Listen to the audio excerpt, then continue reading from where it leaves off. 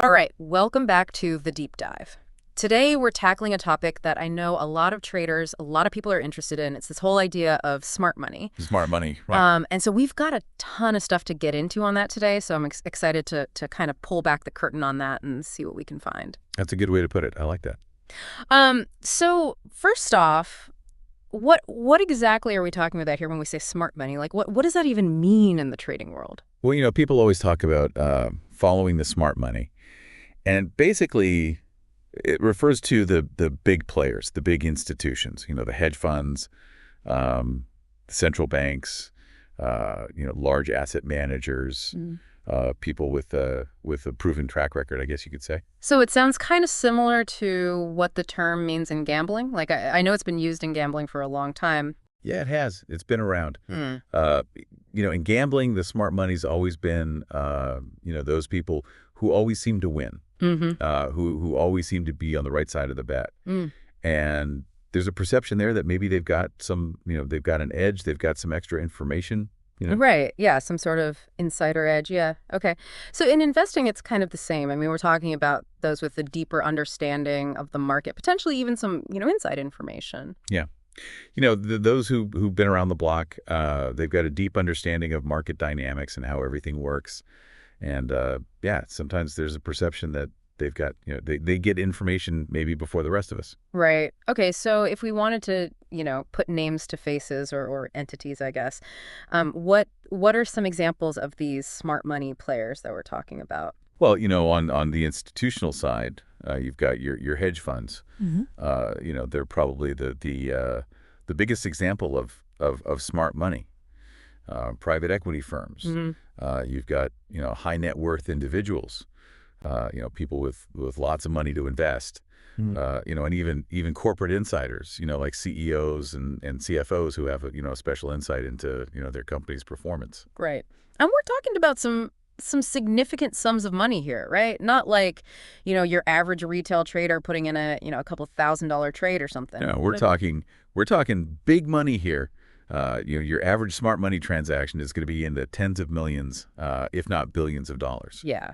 So those are trades that can really move the market. Oh yeah, absolutely, and that's one of the advantages that they have, right? They can really influence the market with their buying and selling, and they can also get access to certain investments that the rest of us can't. They get special deals, preferential treatment. Okay.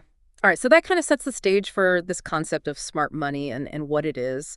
And there's actually a whole trading approach, a whole methodology based on this called Smart Money Concepts, SMC. SMC, right. So what's the fundamental idea behind that? What does that approach to the market look like? Okay, so SMC, it's a different way of looking at the market than your typical retail trader might. Your typical retail trader is going to be looking at chart patterns. They're going to be looking at indicators, that kind of thing. But SMC, it focuses more on understanding and anticipating the actions of these smart money players. Right. So it's not just about seeing a head and shoulders pattern or some moving average crossover or something like that. It's really about thinking, okay, what are those big institutions doing? Exactly. And the core idea behind SMC is that these big players, they're actually the ones who are creating those patterns and those indicators that we see. They're the ones who are moving the market. And so if we can understand what they're doing, we can get a leg up. Right. Yeah. It's almost like they're playing chess and retail traders are playing checkers. Yeah, that's a great way to put it. We're kind of playing in their game. And they're the ones who are making the rules. Okay. So if those big market makers, those, hedge funds and institutions are the ones kind of creating these signals that we see, what does SMC say that retail traders should do? How can they navigate this landscape? So the key to SMC is to try to think like the smart money, to try to understand what they're doing and why they're doing it. Yeah. And so instead of focusing on those traditional technical indicators, SMC traders are going to be looking at things like order flow. They're going to be looking at market structure. They're going to be looking at liquidity. Okay, so we've got these three pillars, right? order flow, market structure, and liquidity. And we're going to Well, dig into all of those. But the main goal here is to try to identify those areas where the smart money is entering or exiting the market, right? And kind of trying to ride their coattails. yeah, that's the goal, to try to get in on the same trades that the smart money is making. And the idea is that if we can do that, we can significantly increase our chances of success. Because, the smart money, they're not always right, but they're right a lot more often than they're wrong. Right. So it's like trying to read their playbook in a way. It is, exactly. But how can a regular trader, as someone who's not, working at a hedge fund or anything, how can they even begin to read that playbook? Well, there's a lot of different ways. One way is to just research, to read about what the smart money is doing. There's a lot of information out there in books, in articles, on websites. Another way is to look at the market itself. To study the price action, to look at the order flow, and to try to see if you can spot any patterns. Okay. So it's like a combination of, kind of research and observation. It is, yeah. All right. And we're applying these ideas to day trading, right. right? Specifically in the Forex and futures markets. Yeah, those are the two markets where SMC is most commonly used. Because those are the markets where the smart money is most active. Right. And why day trading? Why is this approach so well suited for that short-term time frame? Well, because in day trading, you're really just trying to capture those small moves in the market. You're not holding positions for weeks or months. Yeah. You're just in and out. And so SMC is really good for that because it helps you to identify those opportunities where the smart money is going to be moving the market in a very short period of time. Right. Okay, so let's get down to the brass tacks here. Let's talk about those three core principles of SMC. First off, we've got institutional order flow. So what exactly does that mean? What are we looking at when we talk about institutional order flow? So institutional order flow, it's basically the total volume of buy and sell orders that are coming from those big institutions, the hedge funds, the banks, the asset managers, and it's important to understand because it tells us what direction the market is likely to move in. If we see a lot of institutional buying, that's a good sign that the market is going to go up. And if we see a lot of institutional selling, that's a good sign that the market is going to go down. So it's not just, seeing that the price is moving up or down. It's actually understanding who is behind that movement. Exactly. It's about understanding the force behind the move. And you mentioned earlier ICT order blocks. So how do those fit into this idea of institutional order flow? Right. So ICT order blocks, they're a specific type of order flow pattern that was developed by a trader named Michael Huddleston. And basically what they are is they're areas on the chart where we see a lot of institutional buying or selling. And the reason they're so important is because they often act as support or resistance. If the price comes back to an ICT order block, there's a good chance that it's going to bounce off of it. Okay, so it's kind of like anticipating where those big players might be stepping back into the market. That's exactly right. Okay, and more broadly, how does this focus on order flow actually help you to predict, where price might go next? Well, because it tells you what the big players are doing. If the big players are buying, that's a good sign that the price is going to go up. And if the big players are selling, that's a good sign that the price is going to go down. And so by following the order flow, you can get an idea of what the smart money is doing, and you can try to trade in the same direction. Okay, so order flow is all about understanding the volume and the direction of the orders that are coming in, particularly from those big institutions. All right, second pillar, market structure. So how is market structure viewed differently, I guess, in SMC? So in SMC, market structure is all about understanding how the market moves. It's about understand the trends, the ranges, the support and resistance levels, and it's important to understand because it helps us to identify those areas where the smart money is likely to be active. And we hear those terms, break of structure, BOS, and change of character, CHO-CH. So how do those concepts fit into understanding market structure? Right. So BOS, it's basically just a break of a previous high or low. It's a sign that the market is moving in a new direction. Yeah. And CHO-CH, it's a little bit more subtle. It's basically a change in the character of the market. Hmm. It might be a change in the volatility. It might be a change in the momentum, and it's often a sign that the market is about to reverse. Okay. So BOS is a more of a confirmation, like, okay, we've broken out of a previous range, Right. and Shansi is more of an early warning signal, like, hey, Yeah. something's changing here. Exactly. Okay. And the third pillar is liquidity. So what's the connection there? What does liquidity have to do with smart money? So liquidity is basically just the ease with which an asset can be bought or sold. A liquid market is a market where there's a lot of buyers and sellers.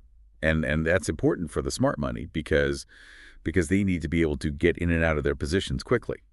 They can't afford to be stuck in a trade if the market turns against them. Right. They need to be able to move their large positions without moving the market too much. Exactly. And we hear about liquidity pools, liquidity grabs. So what are those? So liquidity pool is basically just an area on the chart where there's a lot of liquidity. It might be a support or resistance level. It might be a round number. It might be a previous high or low. And a liquidity grab is basically when the smart money goes in and takes all that liquidity. Hmm. They might drive the price down to a support level just to trigger all the stop loss orders that are sitting there. And then once they've taken all that liquidity, they can reverse the market and make a lot of money. So it's almost like a temporary manipulation, like just to kind of get those orders filled? It is, yeah. It's a way of gaming the market. Okay. All right. And we also talked about break of structure and change of character. So can you kind of go back to that and just kind of break down how those signal continuation or reversal in the market and how it ties back to what the smart money might be doing?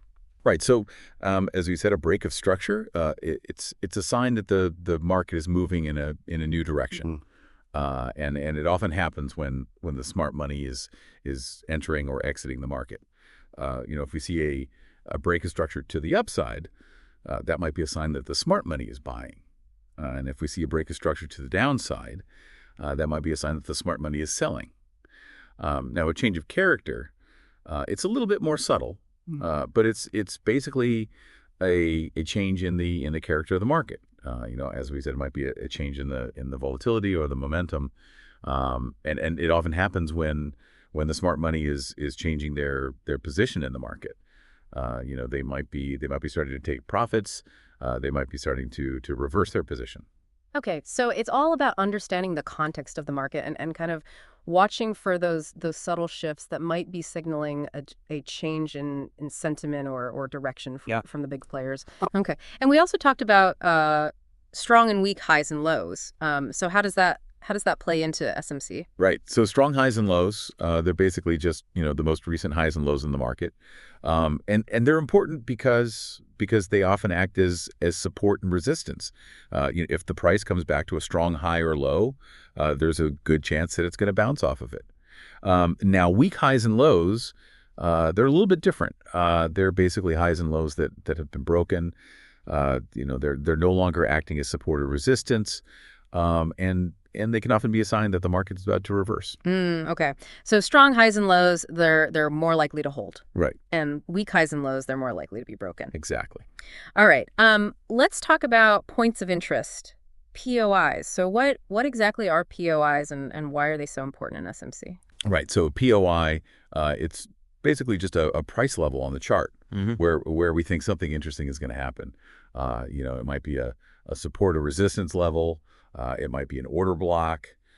It might be a fair value gap. And the reason they're so important is because that's where we're going to be looking for our trading opportunities. Okay. So it's kind of like those areas where you're anticipating a higher probability of a reaction in the market. That's right. And what visual characteristics kind of tip you off that, hey, this might be a POI? Well, there's a lot of different things that we look for. Yep. One thing is a break of structure. If we see a break of structure, that's often a good sign that the smart money is active in the market. And so we might look for POIs around that break of structure. Another thing we look for is liquidity. We want to see POIs that are in areas where there's a lot of liquidity, because that's where the smart money is going to be able to get in and out of their positions easily. Right. So it's like a confluence of factors, right? You're looking for those areas where a bunch of different things are kind of lining up. That's right. All right. Let's talk about order blocks. So we kind of touched on those earlier, but what exactly are order blocks and how do we actually identify them on a chart? So an order block, it's basically just a group of orders that have been filled at a specific price level. Hmm.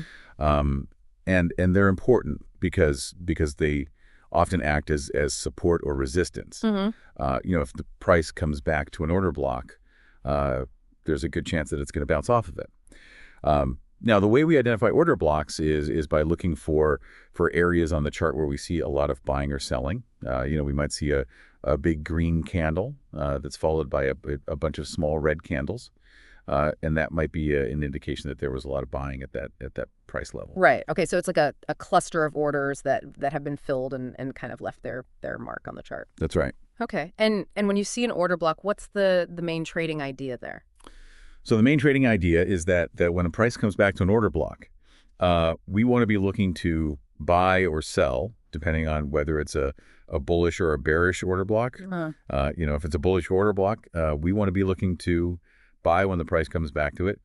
And if it's a bearish order block, we want to be looking to sell when the price comes back to it. Okay. So it's kind of like using those order blocks as your entry points in a way. That's right. Okay. All right. And you mentioned fair value gaps, FVGs. Can you talk a little bit about those, how those form and how traders might look to utilize those? Right. So a fair value gap, it's basically just a gap on the chart. It might be a gap between two candles. It might be a gap between 2 days of trading. And it's often created when the market moves very quickly. The price might jump up or down very quickly, and that can leave a gap on the chart. Now, the way we utilize fair value gaps is by looking for opportunities to trade back into those gaps. If we see a fair value gap to the upside, we might look to buy when the price comes back down to that gap. And if we see a fair value gap to the downside, we might look to sell when the price comes back up to that gap. Okay. So it's kind of like the market is inefficient. It's left this gap. Right. And you're kind of expecting it to come back and fill that gap at some point. That's right. All right. Let's talk about liquidity pools and liquidity grabs. So we've talked about liquidity, but how do those two concepts specifically play into SMC? Right. So a liquidity pool, it's basically just an area on the chart where there's a lot of liquidity. As we said, it might be a support or resistance level, might be a round number. And the reason they're so important is because that's where the smart money is going to be looking to get their orders filled. If they want to buy a lot of a certain asset, they're going to need to find a liquidity pool where there are a lot of sellers. And if they want to sell a lot of a certain asset, they're going to need to find a liquidity pool where there are a lot of buyers. Now, a liquidity grab is basically when the smart money goes in and takes all that liquidity. They might drive the price down to a support level just to trigger all the stop loss orders that are sitting there. And then once they've taken all that liquidity, they can reverse the market and make a lot of money. Okay. So they're using those liquidity pools to kind of to their advantage to fill their order. Yeah. Okay. All right. And lastly, mitigation blocks. What are those? How do they fit into SMC? Right. So a mitigation block, it's a bit of a complex concept, but basically what it is it's an area on the chart where the smart money is mitigating their risk. They might be taking profits. They might be reducing their position size. And the way we identify mitigation blocks is by looking for areas on the chart where we see a sharp move in one direction, followed by a retracement back to a previous level, and then a continuation in the original direction. Okay. So it's almost like a shakeout, like they're shaking out some of the weak hands. That's right. Okay. All right. So that's a lot to take in, I know. But hopefully that gives you a good overview of the key principles of SMC. Now, let's talk about how we actually apply these principles in the real world. And specifically, let's talk about Forex day trading. So what does a typical analysis process look like for someone who's using SMC in Forex day trading? Okay, so the first thing that we're going to do is we're going to look at the higher time frames. We might look at the daily chart. We might look at the 4-hour chart. And what we're looking for is the overall trend. Is the market in an uptrend? Is it in a downtrend? Or is it in a range? Once we've identified the overall trend, we can then start to look at the lower time frames. We might look at the 1 hour chart. We might look at the 15-minute chart. And what we're looking for in the lower time frames is those specific trading opportunities. We might be looking for a pullback to a support level. We might be looking for a breakout from a resistance level. But the key is to always trade in the direction of the higher time frame trend. Okay, so it's like a top-down approach. That's right. You start with the big picture and then you drill down. Exactly. Okay. And what are some of the common day trading strategies that people are using with SMC in Forex? Right. So there's a lot of different strategies that you can use, but some of the most common ones are breakouts, pullbacks, and range trading. A breakout is basically when the price breaks out of a previous high or low.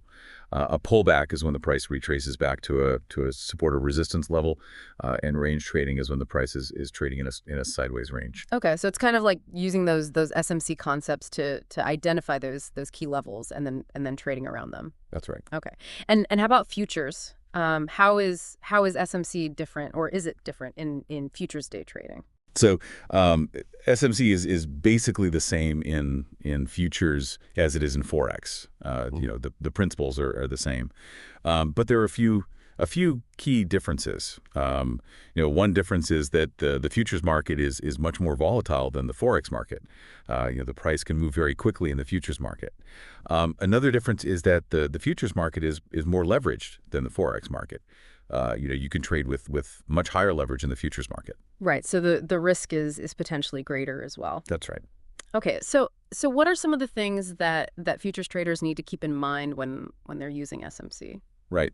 So the first thing is to be aware of the volatility. You need to be very careful with your position sizing in the futures market. You don't want to get caught in a big move against you. Another thing to keep in mind is the leverage. You need to be very careful with how much leverage you're using, because if the market goes against you, you could lose a lot of money very quickly. Okay, so it's all about risk management, really. That's right. Okay, and what are some of the common day trading strategies that people are using with SMC in futures? Right. So a lot of the same strategies that are used in Forex can also be used in futures. Breakouts, pullbacks, range trading. But there are also a few strategies that are specific to the futures market. One strategy is called scalping, and scalping is basically just taking very small profits on very short-term trades. Another strategy is called day trading, and day trading is basically just holding positions for a few hours or a few days. Okay, so it's kind of a similar approach, but with some tweaks for those specific characteristics of the futures market. That's right. Okay. All right. So we've talked about a lot of different concepts here, but what are some of the key takeaways? What are the most important things for people to remember about SMC? Right. So I think the most important thing to remember is that SMC is a way of thinking about the market. It's not just a set of rules or indicators. It's a way of understanding how the market works and how the smart money operates. And so if you want to be successful with SMC, you need to really understand the concepts. You need to study the market, and you need practice. Right. So it's not just about memorizing a bunch of patterns or signals. It's really about understanding the underlying logic behind it. That's right. Okay. And what are some tips for people who are just getting started with SMC? What should they focus on? Right. So if you're just getting started with SMC, I would recommend that you start by learning the basics. Learn about order flow, learn about market structure, learn about liquidity. And then once you have a good understanding of the basics, you can start to study the market and look for trading opportunities. I would also recommend that you start with a demo account. Don't risk any real money until you're confident that you understand the concepts and that you can trade profitably. Right. Yeah, it's always a good idea to paper trade first to kind of test out your ideas and see how you would do without actually risking any real money. That's right. Okay. All right. Well, this has been a really, really insightful conversation. I think we've covered a lot of ground here. Any final thoughts for our listeners? Right. So I just want to say that SMC is a very powerful tool. It can really help you to improve your trading results.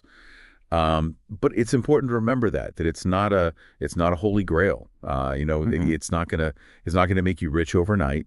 It takes time and effort to learn, and it takes discipline to trade it properly. Yeah. But if you're willing to put in the work, I think SMC can really help you to achieve your trading goals. Awesome. Well, thank you so much for sharing your insights with us today. I know our listeners are gonna to get a lot out of this. Well, thank you for having me. And to our listeners, be sure to check back next time for another deep dive into a fascinating topic in the world of trading. Until then, Happy trading. happy trading.